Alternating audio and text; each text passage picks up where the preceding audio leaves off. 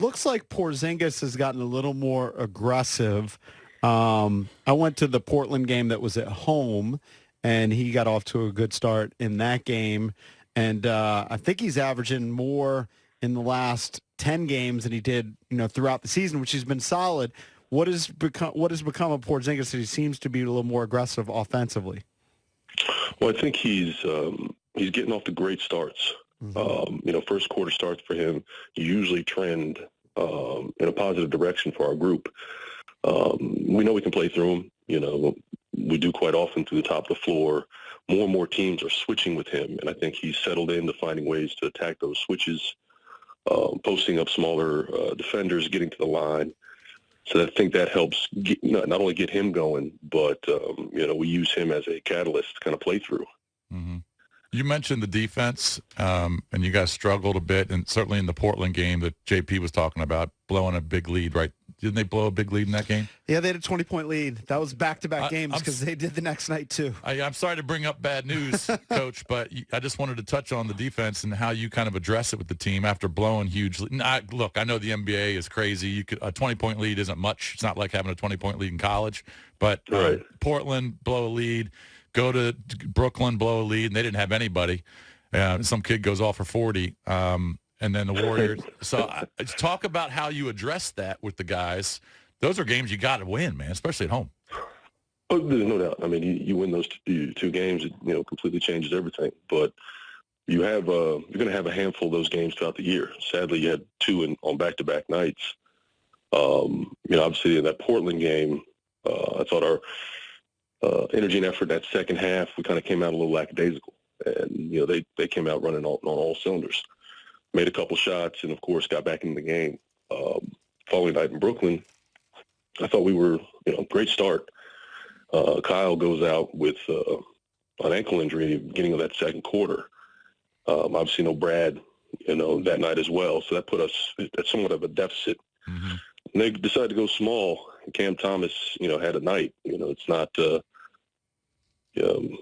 ideal situation, but the kid had two back-to-back 40-plus nights, so he certainly has the ability to do so, really kind of put us behind the 8 ball.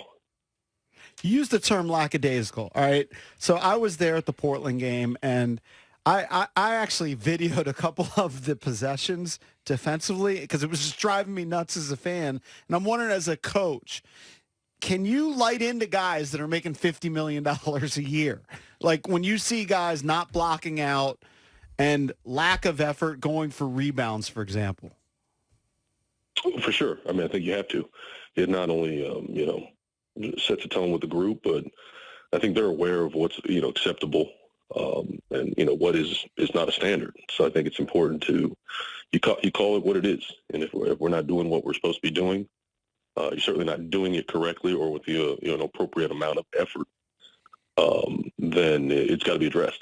I don't have a good sense of how it works in the NBA, to be honest. I have a sense of it in the NFL because we've seen Hard Knocks and shows that give us kind of an insight into team meetings. What is it like in the NBA? Like, will you go through on a big screen in a room through every possession? How does it work when you're going through film with the team? Like, will you say, hey, look, this is what you need to do defensively here. This is what you missed there. Oh, yeah. I mean, we do it after every game. Heavy film study, we don't practice, a ton. So how else can you learn, teach, correct? We'll do it at different points of the day. Obviously, you have an edit pregame, even at halftime. If there's an issue with certain coverages, cleaning certain things up, even calling out some flaws, some things that, that aren't up to par.